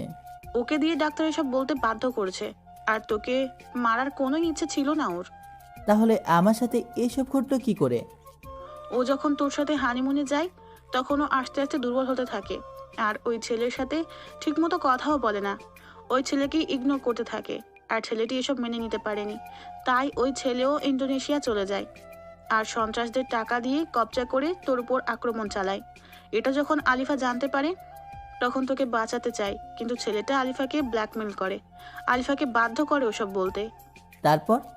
তারপর আলিফাকে দেশে এনে মারাত্মকভাবে শারীরিক নির্যাতন করে। আলিফা কিছু বলেনি? আলিফা অনেক বলেছে, ভিক্ষে চেয়েছে ছেলেটার ভালোবাসা। কিন্তু ছেলেটা বলে ও নাকি আলিফাকে ভালোই বাসেনি, শুধুমাত্র ব্যবহার করার জন্য এসব করেছে। আলিফা এসব শুনে অনেক কান্না করে আর তোর জন্য আফসোস করে। ও তখন বুঝতে পারে ছেলেটি ওর জন্য ভুল ছিল। ছেলেটা অনেক নির্যাতন করে, আমাদের বাসার সামনে এনে ফেলে দিয়ে চলে যায়। তারপর আমি বাইরে বের হলে ওকে উদ্ধার করি, আর ওর মুখে সব ঘটনা শুনি। ও তোর সাথে খারাপ ব্যবহার করার জন্য নিজেকে দোষী ভাবতে শুরু করে আর পাগলামি শুরু করে দেয়। সুইসাইডও করতে গেছিল, আমি বাধা দিয়েছি। এরপর তোর শোকেই মেয়েটি আস্তে আস্তে পাগল হয়ে যায়। ঠিক মতো খায় না, ঘুমায় না, শুধু তোর কথা বিড়বিড় করে বলে একা একা। অজান্তেই চোখের পানি বের হয়ে আসলো। আমি যখন চেয়েছি তখন বোঝেনি, আর এখন আমাকে এত ভালোবাসে। একদম চেনার উপায় নাই। কি হয়েছে শরীরের? কত সুন্দর ছিল, আর কি হয়ে গেল? মা, ওকে চিকিৎসা করাওনি সুস্থ করে তোলার জন্য? অনেক চিকিৎসা করেছি, কোনো লাভ হয়নি। ডক্টর বলেছে ও কোনোদিন সুস্থ হবে না। তবে কি মা, কোনো সুযোগ আছে নিশ্চয়ই। আমি ওকে সুস্থ করে তুলবই। ওকে সুস্থ করার উপায়টি হলো ভালোবাসা। মানে? হ্যাঁ, একমাত্র ভালোবাসা দ্বারা ওরে সুস্থ করা সম্ভব। ভালোবাসা পারে না এমন কিছুই নেই। ভালোবাসা পেলে বনের হিংস্র পশুও পোষ মানে। তাই একমাত্র ভালোবাসা দিয়েই ওরে আবার আগের অবস্থায় ফিরিয়ে আনা সম্ভব। সত্যি? তাহলে তো আমি পারবো ওরে সুস্থ করে তুলতে, কারণ আমি ওরে অনেক বেশি ভালোবাসি। আমার প্রতিটি স্পন্দনের সাথে ও মিশে গেছে। হ্যাঁ, আমারও বিশ্বাস তুই পারবি। দোয়া করো মা, আমি যেন আমার ভালোবাসা দিয়ে ওরে আবার আগের স্বাভাবিক জীবনে ফিরিয়ে আনতে পারি। দোয়া করি বাবা, তুই সফল হ। কিন্তু আরেকটি কাজে আমাকে করতেই হবে মা। কি কাজ এটা? আমার ভালোবাসার এই অবস্থার জন্য যে দায়ী তাকে তো আমি ছেড়ে দেব না মা। হ্যাঁ বাবা, ওই জঘন্য মানুষটিকে বোঝাতে হবে যে কারো ভালোবাসাকে পুঁজি করে জীবন ধ্বংস করে দেওয়ার কষ্ট কতটা যন্ত্রণাদায়ক। মা, তুমি শুধু দোয়া করো, আমি এর প্রতিশোধ নেবই। এখন ওরে নিয়ে চলো রুমে। আচ্ছা, আমি আর নীরা নিয়ে আসছি। তারপর রুমে আসি, মা আর নীরা ওরে নিয়ে আসে। ওর কি অবস্থা? ওরে গোসল করিয়ে পরিপাটি করে রাখতে হবে। এতদিন একা ছিলাম তাই পারতাম না, এখন তোরা আসছিস, এখন পারবো। না মা, কাজটা আমি একা নিজে হাতে করতে চাই। আমার ভালোবাসা দিয়ে ওরে সুস্থ করতে হবে, তাই আজ থেকে ওর যাবতীয় কেয়ার। তাহলে তো আরো ভালো, কিন্তু তুই কি পারবি একটা মেয়ের যাবতীয় কেয়ার করতে? ভালোবাসার জোর থাকলে সব পারা যায়। আমি ওরে ভালোবাসি, ওর স্বামী আমি, তাই আমাকে যে পারতেই হবে। আচ্ছা বাবা, যা তুই ওকে নিয়ে।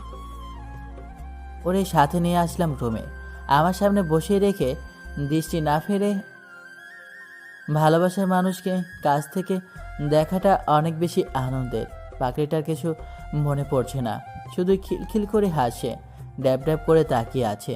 ওর চোখে মুখে অনেক আকুতি জমে আছে, অনেক কিছু বলতে চাইছে হয়তো, কিন্তু মানসিকভাবে ভারসাম্য না থাকায় পারছে না।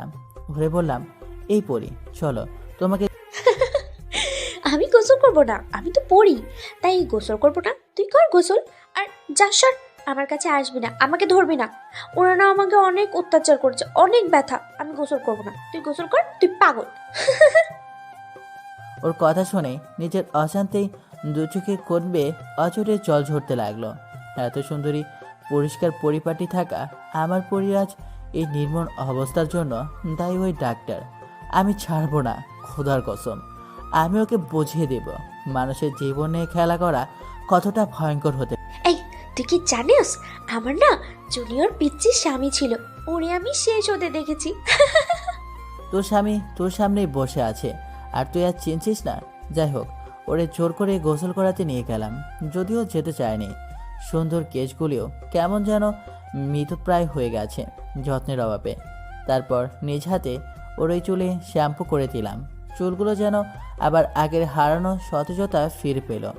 ভালো করে ওরে গোসল করে দিয়ে নিজ হাতে সেই প্রথম যেদিন নীল শাড়ি দেখেছিলাম আর প্রেমে ডুবে গিয়েছিলাম সেই শাড়িটাই পরে দিলাম। পাখিটা একদম স্থির হয়ে দাঁড়িয়েছিল, ওর চোখের ভাষা বলছিল আমাকে আমি যেন নিজ হাতে ওকে শাড়ি পরিয়ে দিই।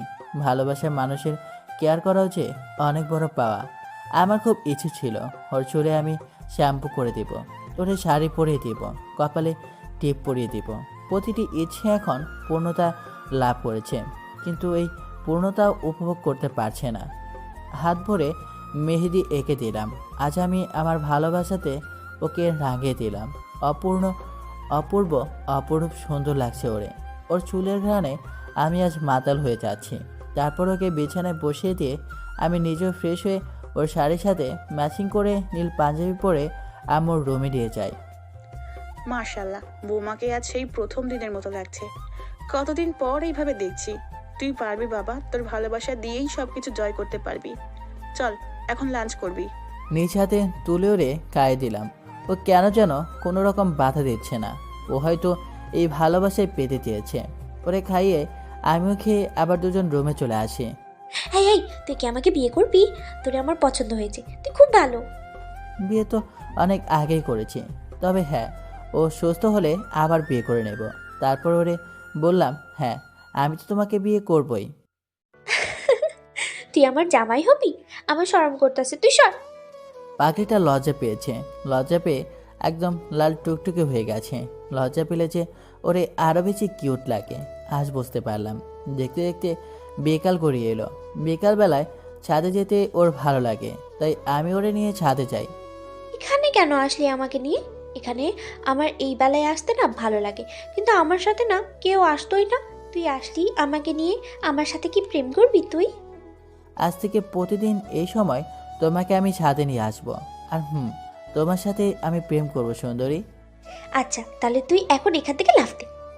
আরে পাগলি, তাহলে যে আমি মরে যাব, তোমার সাথে প্রেম করবো কেমনে? ও, মরে যাবি লাফ দিলে? থাক তাহলে তুই আমার সাথে আমার হাত ধরেই বসে থাক। তারপর ওর হাত ধরে বসে থেকে বিকাল শেষে সন্ধ্যায় সূর্যাস্ত দেখে আবার রুমে চলে এলাম। রুমে এসে ওরে নাস্তা করিয়ে বললাম, এখন তুমি একটু ঘুমাও। কেন? তুই কি এখন চলে যাবি আমাকে রেখে? আমাকে রেখে যাস নে, আমার সাথে থাক, তোর সাথে থাকলে আমার ভালো লাগে। আরে আমি যাব না, তোমাকে ছেড়ে আমি কোথাও যাব না। তুমি ঘুমাও, আমি একটু বেলকনিতে গিয়ে বন্ধুদের সাথে কথা বলবো। অনেকদিন হলো ওদের সাথে কথা বলিনি। আমি ঘুমাবো কেমনে? আমার ঘুম আসে না, তুই ঘুম পাড়িয়ে দিবি আমায়? আমার পরীর কথা কি আমি ফেলতে পারি? তারপর ওরে ঘুম পাড়িয়ে কপালে একটা কিস দিয়ে বেলকনিতে যাব যখন, ঠিক তখনই দেখি পাখিটা আমার পাঞ্জাবির এক প্রান্ত ধরে ঘুমিয়ে আছে। এখন তো ছাড়াতে গেলেই ঘুম ভেঙে যাবে। বন্ধুর সাথে আজ বাসায় আসলে বলবো নি, এখন বরং আমি ওর মাথার পাশে বসে থাকি। ঘুমন্ত চেহারা যে কতটা নিষ্পাপ আর সৌন্দর্য মোড়ানো, সেটা পরীকে এভাবে কাছ থেকে না দেখলে বুঝতেই পারতাম না। ওর কাজল কালো হরিণীর চোখ, ধীগল কালো ঘ্রণকেশ, ঠোঁটের নিচে তিল আর পরনে নীল শাড়ি আমাকে প্রতি মুহূর্তে নতুন করে ওর প্রেমে ডুবিয়ে দিচ্ছে। আমি যে সৌন্দর্যে মাতাল হয়ে যাচ্ছি। কিছু না ভেবেই ওর কোমল হাতটি আমার হাতে রেখে দিয়ে কপালে একটি ভালোবাসার পতি থেকে দিলাম। আর তখনই ওর ঘুম ভেঙে যায় আর আমাকে টান দিয়ে বুকে জড়িয়ে নেয়। ছাড়বো না এখন, দেখি কেমনে যাস তুই। আমার কপালে কি করলি তুই? সবাইকে বলে দিব কিন্তু। হে ছাড়ো, আর সবাইকে বলবা কেন? আমি তো তোমাকে ভালো। তুই পচা, আমি ঘুমিয়ে গেলে সুযোগ পেলে এসব করেছিস। আমাকে না বলে আমি আমি তোর আম্মুকে বলে দিব। হে না পাগলি, নিজেদের মধ্যে ঘনিষ্ঠ মুহূর্তের কথা কাউকে বলতে নাই। কেন বলতে নেই? বললে কি তোকে তোর আম্মু মারবে? এই পাগলির সাথে মোটেও পাগলামি করা যাবে না, করলেই বিপদ। তার থেকে বরং ওর কথাতেই সাড়া দিই। হ্যাঁ, আম্মুকে বললে আমাকে অনেক মারবে, আর আমাকে আম্মু তোমার সাথে প্রেম করতে দেবে না, তোমার সাথে থাকতেও দেবে না। ঠিক, তাহলে বলবো না। এই তো ভালো মেয়ের মতো কথা। আমি ভালো আর তুই পচা। আচ্ছা, আমি পচা, তুমি অনেক অনেক ভালো। খুশি এবার? আমি অনেক খুশি। তুই আমাকে একটা জিনিস দিবি? হ্যাঁ, অবশ্যই দিব। বলো কি চাও? আমার একটা পুতুল কিনে দিবি? ওই পুতুল দিয়ে আমি খেলবো। হায় রে পাগলি, পুতুল নিয়ে খেলবে? কয়েকদিন পর ওর বাচ্চা খেলবে, আর এখন ও বলে ওর নিজেই খেলবে। কি আর করার, সুস্থ হবার আগ পর্যন্ত পাগলামি সহ্য করতে হবে। আচ্ছা, কাল তোমাকে পুতুল কিনে দিব। তুই পচা না, তুই খুব ভালো। তুমিও পাগলি। এদিকে আবার সবার আসার সময় হয়ে গেছে, আর মাকে বলেছি আমার কথা গোপন রেখে আসতে বলতে, যাতে ওরা দেখেই চমকে যায়। দাদা, সবাই চলে আসছে, তুমি ভাবিকে নিয়ে নিচে চলে আসো। আচ্ছা, তুই যা, আর কাউকে আমার কথা বলবি না। আমি তোর ভাবিকে নিয়ে আসি। কোথায় যাবে আমাকে নিয়ে? নিচে ডাইনিং রুমে যাব। আচ্ছা, আমাকে হাত ধরে নিয়ে যাবি, বইয়ের হাত ধরে যেভাবে নিয়ে যায় ওইভাবে। ওইভাবেই নিব। ওদিকে আত্মীয় স্বজন বন্ধু বান্ধব সবার সাথে কথা বলছে। আর হ্যাঁ, আজকে আমার জন্মদিন ছিল, তাই সবাইকে আজ বাসায় ইনভাইট করা হয়েছে।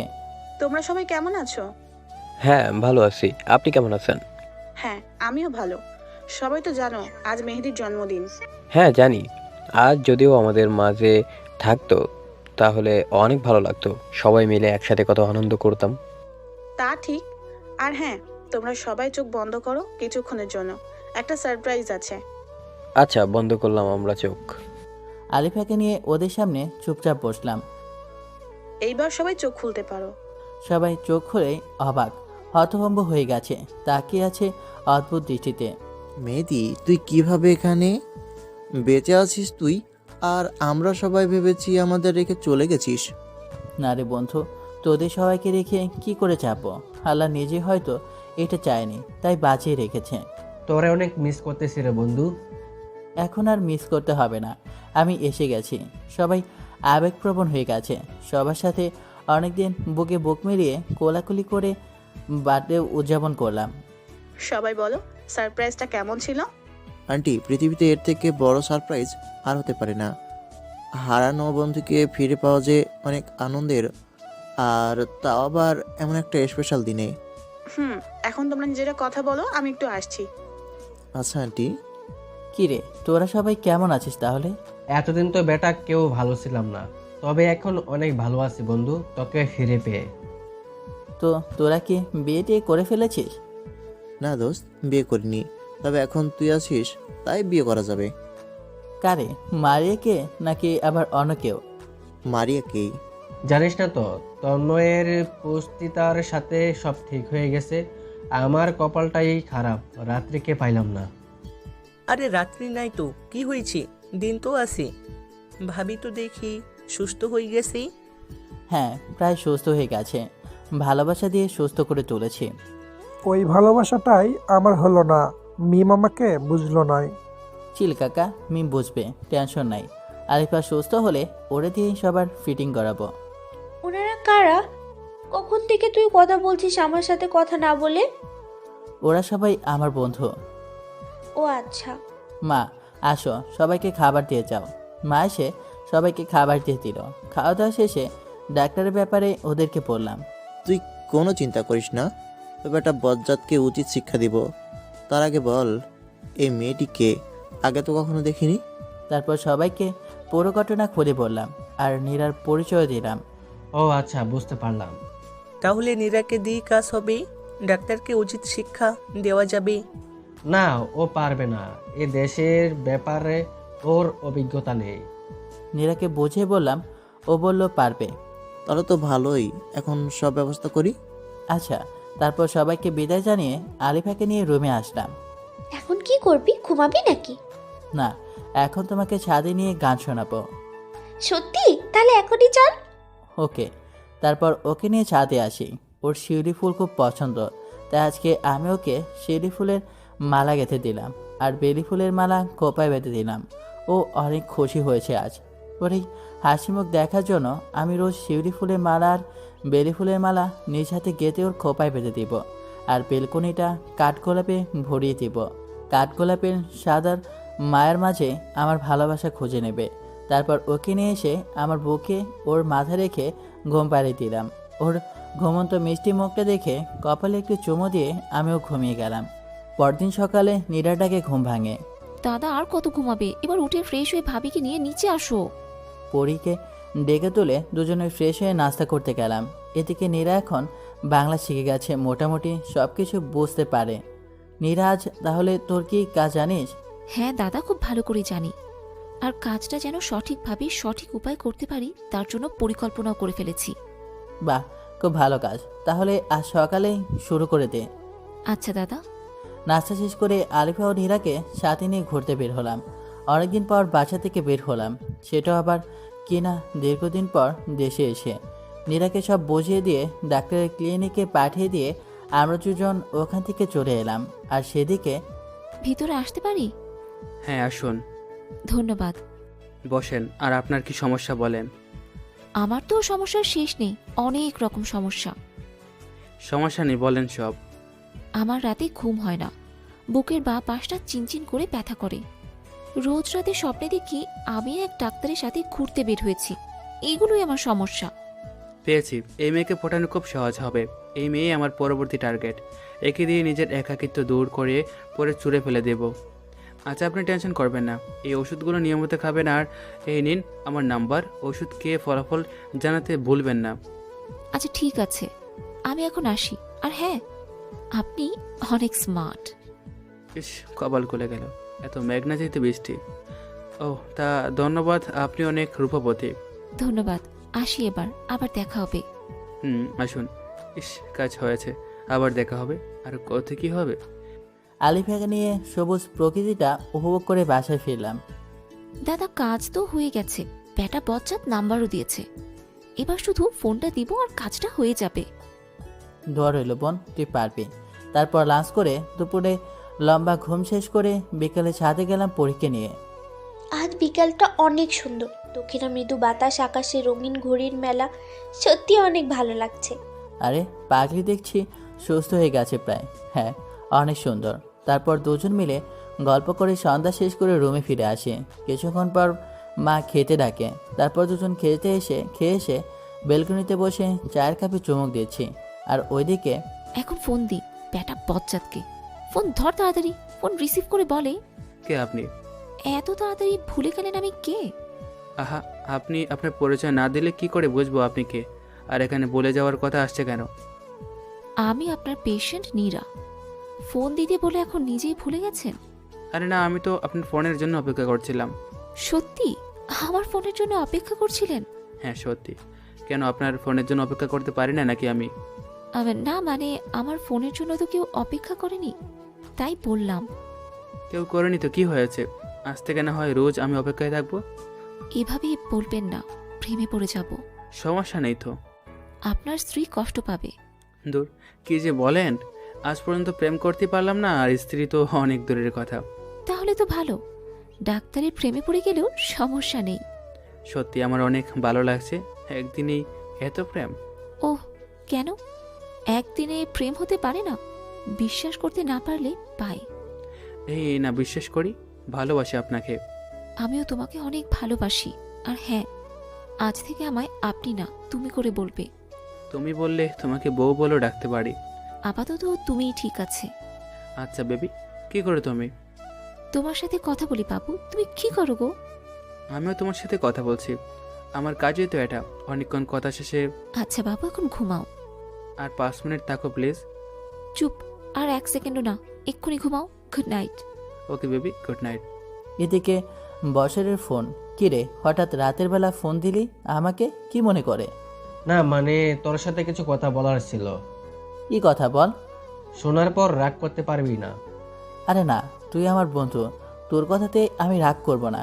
তাহলে শুন, নীরাতকে আমার প্রথম দেখাতে ভালো লাগে গেছে, প্রেমে পড়ে গেছি। ওকে আমি বিয়ে করতে চাই। তোর যদি কোনো আপত্তি না থাকে। আরে এটা তো খুশির কথা, তুই নীরাকে ভালোবেসে ফেলেছিস। তাই তো বলি, সেদিন রাতে নীরাকে দিয়ে ডাক্তারকে সাহায্য করাতে তুই না করেছিলি, আমার কোনো আপত্তি নেই। তুই তোর পরিবারকে আমার আম্মুর সাথে কথা বলতে বল, বিয়ের দিন তারিখ তারাই ঠিক করবে। আচ্ছা বন্ধু, তোকে ধন্যবাদ। আর হ্যাঁ, তোর বোন বিয়ে করব বলে তোকে ভাইজান বলে ডাকতে পারবো না। আরে সমস্যা নেই, আমরা আগে থেকেই বন্ধু, তাই ভাইজান বলার দরকার নেই, তুইটাই বেস্ট। আচ্ছা বন্ধু, তাহলে এখন রাখি। আর নীরাকে বলে দিস ডাক্তারের কাছ থেকে যেন নিজেকে নিরাপদে রাখে। ওকে বলবো। এখন ঘুমা, গুড নাইট। তারপর আমার পাকড়ি বউকে বললাম বিয়ের কথা। বাহ, বিয়ে মানেই কত মজা, তাই না? তাহলে আমরাও বিয়ে করে ফেলবো। হ্যাঁ আচ্ছা ঠিক আছে, এখন তুমি আমার বুকে মাথা রেখে ঘুমিয়ে যাও। আচ্ছা, তুইও ঘুমা আমার সাথে। ওকে, গুড নাইট। তারপর ঘুমের শেষে সকালে উঠে ফ্রেশ হয়ে নাস্তার টেবিলে বসে ডাক্তারকে সাহায্য করার ফাইনাল পরিকল্পনা করে নীরাকে শিখিয়ে দিয়ে একসাথে বের হলাম। পথিমধ্যে নিলয়ের ফোন। বেবি তুমি কোথায়? বাবু, আমি তোমার দেওয়ার ঠিকানায় এসছি। ওকে, তাড়াতাড়ি আসো বেবি। এদিকে সজীবকে পুলিশ নিয়ে সময় মতো যে রেস্টুরেন্টে দেখা করতে চেয়েছে ডাক্তার আর অনৈতিক কাজ করার জন্য প্রস্তাব দিয়েছে, সেখানে হাজির হতে বলি। নীরাকে ভিতরে পাঠিয়ে দিয়ে আমি ও আলিফা পাশেই অবস্থান করি। বেবি আসছো? হ্যাঁ বাবু, আসলাম। তাহলে চলো শুরু করা যাক। কথাটি শুনেই ঠাস করে নীলয়কে থাপ্পড় লাগিয়ে দেয়। তুই কি ভাবছিস আমাকে লম্পট চরিত্রহীন? তোকে আজ মেরেই ফেলবো। কি বলছো বেবি এসব? আসো শুরু করি। আমি সামনে গিয়ে বললাম, কি শুরু করবি রে পাঞ্চ? তুই কিভাবে বেঁচে আছিস? তোর তো বেঁচে থাকার কথা না? তোরে সাহায্য দেওয়ার জন্যই আল্লাহ আমাকে বাঁচিয়ে রেখেছে। কথাটি শোনার পর নীলয় পকেট থেকে একটি ছুরি বের করে নীলার গলাতে ধরে বলে, একদম কোনো সমস্যা সৃষ্টি করতে পারবি না, নয়তো এই মেয়েকে শেষ করে দিব। সাথে সাথে পুলিশ ওকে চারপাশ থেকে ঘিরে ফেলে আর হাতে নাতে হাতকড়া লাগিয়ে দেয়।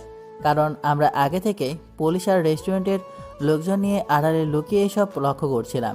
বিষয়টা আলিফা বুঝতে পেরে কেমন যেন সব কিছু আগের মতো ঠিক করে নিয়ে বলে, ওই কুত্তার বাচ্চাকে মেরে ফেলবো আমি। ওর জন্য আমার জীবন থেকে সুন্দর মুহূর্তগুলো হারিয়ে গেছে। ও আমার ক্ষতি করেছে, ওকে আজ আমি খুন করেই ফেলবো। এ কি? আলিফা দেখি পুরো সুস্থ হয়ে গেছে। না, আপনার কিছু করতে হবে না, ওর উপযুক্ত শাস্তি ও পেয়ে যাবে। আইনের হাত থেকে রক্ষা পাবে না, আমরা ওকে নিয়ে গেলাম। পরি, তুমি সুস্থ হয়ে গেছো? হ্যাঁ, আমি এখন সুস্থ। তুমি আমাকে ক্ষমা করে দাও মেহেদি। আমি তোমার ভালোবাসা বুঝতে পারিনি, তোমাকে অনেক বেশি কষ্ট দিয়েছি, অনেক অপমান করেছি। এর কোনো ক্ষমা হয় না, তবুও আমি আজ তোমার কাছে ক্ষমা চাইছি। তোর পাগলি, তুমি হলে আমার বউ, তাই আমি সব ভুলে গিয়েছি, কিছু মনে রাখিনি। না গো, তবুও আমি অপরাধী। তুমি বলো আমাকে ক্ষমা করে দিয়েছো। আচ্ছা পাগলি, আচ্ছা আমি তোমাকে ক্ষমা করে দিয়েছি। ধন্যবাদ। আর আজ আমি তোমাকে একটা কথা বলতে চাই, যে কথাটি 1.5 বছর আগে বালিতে পিং বিচে বলার জন্য আমি একটু আলাদা হয়ে গিয়েছিলাম। কখনো ভাবিনি যে তার জন্য এভাবে 1.5 বছরের জন্য আলাদা হয়ে যাব। ওইসব অতীতের কথা বাদ দিয়ে কি বলতে চাও বলে ফেলো, আমার আর কৌতূহলে শেষ হচ্ছে না। আমি তোমাকে ভালোবাসি। থাকবে তো শেষ নিঃশ্বাস পর্যন্ত আমার সাথে? বিপদ আপদে সব সময় পাশে থাকবে? আমিও তোমাকে অনেক অনেক বেশি ভালোবাসি পড়ি। আর হ্যাঁ, আমি তোমার হাসি মুখের জন্য সব করতে পারবো। তাহলে করছো না কেন? কি করছি না? গাধা, জড়িয়ে ধরো আমাকে। বলার সাথে সাথে শক্ত করে ওকে জড়িয়ে ধরলাম। প্রায় 2 বছরের বিবাহিত জীবনে এই প্রথম ওকে জড়িয়ে ধরেছি। ভালোবাসার মানুষের প্রথম স্পর্শ যা কখনো ভোলা যায় না। এটা এক এক অন্যরকম ভালো লাগা। ওর মাথা একদম আমার বুকে মিশে গেছে। আমার হৃদস্পন্দন গলি খুব খুব কাছ থেকে অনুভব করছে পড়ি। কপালে একটি কিস করেও দিলাম, কিন্তু পাগড়িটা করতে পারছে না, কেননা ও আমার পিচি বউ। এই কুত্তা, চুপ হবি নাকি হাঁটু মারতে হবে জায়গা মতো? তাহলে তখন এমনিতেই নিচু হয়ে যাবে। এ কি বলো? হাঁটু মারলে তোমারই লোকসান। যাই হোক, আমি মাথা নিচু করছি। তারপর আর কি, ও আমার কপালে একটা দিয়ে দিল। আচ্ছা, এই মেয়েটিকে? তারপর ওকে সব বুঝিয়ে বললাম। তাহলে তো ভালোই, ননদ পেয়ে গেলাম। হ্যাঁ, আর আমিও তোমার মতো একটা সুন্দরী ভাবি পেলাম। আচ্ছা হয়েছে, এখানে আর সময় নষ্ট না করে শপিংয়ে যাওয়া যাক। বিয়ের প্রস্তুতি নিতে হবে যে। হ্যাঁ চলো। ওমা, ননদ দেখি লজ্জাতে লাল হয়ে গেছে। লজ্জা নারীর ভূষণ। জানি গো ননদিনী। চুপ করো, এখন শপিং মলে আসি। তারপর বিয়ের যাবতীয় কেনাকাটা করলাম। এই পাঞ্জাবিটা পরে দেখো তো। ওর পছন্দ মতো আমি একটা পাঞ্জাবি নিয়ে নিলাম, আর আমার পছন্দ মতো ও শাড়ি নিল। কেনাকাটা শেষ করে সোজা বাসায় চলে আসলাম। ফ্রেশ হয়ে খেয়ে রুমে আসলাম। এই শোনো, কাল তো নীরার বিয়ে, সবাইকে দাওয়াত দিয়েছো ঠিক মতো? সবাইকে দাওয়াত দেওয়া হয়ে গেছে গো গিন্নি, আপনার ভাবতে হবে না। Good bye. গুড বয় নাকি গুড স্বামী? সরি গো আমার ভালো স্বামী। হয়েছে, এখন ঘুমাও। কাল তাড়াতাড়ি উঠতে হবে, অনেক কাজ আছে বিয়ের। আচ্ছা, আমাকে বুকে নিয়ে ঘুম পাড়িয়ে দাও। ওকে। তারপর ঘুম পাড়িয়ে দিয়ে আমিও ঘুম। সকালে সবাইকে নিয়ে কাজে লেগে পড়েছি, আর মনে মনে ভাবছি ইচ্ছা ছিল বন্ধুর বিয়েতে ওর সাথে কনের বাড়িতে যাব, কত মজা করব, কিন্তু তার হলো না। কোথায়, নিজের বোনের সাথেই বিয়ে দিচ্ছি বন্ধুর। সজীবের ফোন। কিরে, সব কিছু কমপ্লিট? কমপ্লিট। খুব আনন্দ তাই না? তোরা ওর সাথে আসতেছিস আর আমি বরযাত্রী হতে পারলাম না। আচ্ছা, বরযাত্রী হবার যখন এতটাই শখ, তখন তুই বিয়ে করে বাড়ির গেটের একটু সামনে এসে আমাদের সাথে বরযাত্রী হয়ে গেট দিয়ে প্রবেশ করিস। আচ্ছা, এটা ভালো বুদ্ধি। তারপর কথা মতো ওদের সাথে বরযাত্রী হয়ে আমিও আসলাম। সবাই তো পুরোই অবাক। বিআই সাহেব দেখি লজ্জায় লাল হয়ে গেছে। আমিও কম চাই না বলে ফেললাম। হগবিয়ান, আপনিও লাল হয়ে গেছেন। সবাই আমাদের কাহিনী দেখে পাগলের মতো হাসছে। তারপর বিয়ের কাজ সম্পন্ন করে ওদের দোয়া করে ছেড়ে দিয়ে আসলাম। মনটা খারাপ লাগছে নীরাকে ছাড়া। আমারও অনেক খারাপ লাগছে, কিন্তু এটাই নিয়ম। ঘুমিয়ে পড়ো। তারপর ঘুম শেষ করে পরের দিন বৌভাতে গিয়ে ওদের নিয়ে আসলাম। আজ বিয়ের 4 দিন অতিবাহিত হয়েছে। নীরা বর্ষসহ সবাই আজ বাসায়। অন্যান্য আত্মীয় স্বজন আছে। ভাবছি হঠাৎ করে আজ সবাই একসাথে, কাহিনী কি? আরিফাকে ডাকলাম। আরে কোনো কাহিনী না, সবাই মিলে আজ একসাথে ডিনার করব তো তাই। ও আচ্ছা, চলো তাহলে সবাই মিলে ডিনার করে নেই। তারপর ডিনার শেষে সবাই চলে গেল, আর আরিফাকে কি যেন বলে গেল। আমি এখনও রুমে যাইনি। যাক, পরে যাব। এখন একটু ছাদে যাই। আলিফাকে ডাকলাম, আসো না। অথচ অন্যান্য দিন ও নিজে থেকে আমার সাথে ছাদে আসে। যাই হোক, একাই ছাদে গিয়ে রাত 11টার দিকে রুমে ফিরে আসলাম। আর এসেই অবাক, ক্যান্ডেল লাইট দিয়ে সাজানো রুম, বিছানা বাসর রাতের মতো করে সাজানো, মাঝে বড় করে লেখা ভালোবাসি। কিন্তু কি করলো, কখন করলো এসব? আম্মুকে ডাক দিলাম, আম্মু ডাকে সাড়া দিল না। হুট করে পেছন থেকে ধাক্কা দিয়ে আমাকে দেয়ালের সাথে মিশিয়ে দিল কে জানি। স্পষ্ট বুঝতে পারছি না কে। আস্তে আস্তে কারো আমার দিকে এগিয়ে আসার শব্দ পেলাম। এসব কি হতে যাচ্ছে আমার সাথে? পুরো বাড়ি চুপচাপ, মাও নাই, পরীকেও দেখছি না। একটি অবয়ব একদম আমার সামনে এসে দাঁড়ালো। তার ঘন নিঃশ্বাস আমার মুখে পড়ছে। আমি সাহস করে, কে আপনি? আমি আমার সাথে সাথে জড়িয়ে ধরে কিস করে বলল, আমি তোমার বউ আলিফা। তার মানে এত সব কিছু তোমার কাজ, আর এজন্য সবাইকে ইনভাইট করেছিলা? হুম, আমাদের তো বাসর হয় নাই, তাই আজ সব কিছু করেছি। আজ আমাদের বাসর হবে। আচ্ছা দুষ্ট বউ। সাথে সাথে ওকে জড়িয়ে ধরে কিস করতে লাগলাম। ওর ভারী নিঃশ্বাস আমার মুখে পড়ছে, আর আমার ভারী নিঃশ্বাস ওর মুখে পড়ছে। আজ তোমাকে আমি আমার ভালোবাসায় রাঙাতে চাই। আমিও আজ তোমার ভালোবাসায় নিজেকে রাঙাতে চাই। সাথে সাথে ওকে কোলে নিয়ে সোজা বিছানায় শুয়ে দিলাম। এতদিনের সকল জমানো ভালোবাসা আজ একসাথে পেতে চাই আমি। সব পাবে, আর শুধু তুমি আর আমি। এই কথা বলেই ওর কপালে কিস দিলাম। তারপর আর বলা যাবে না, দুজন দুজনের ভালোবাসায় ডুবে গেলাম।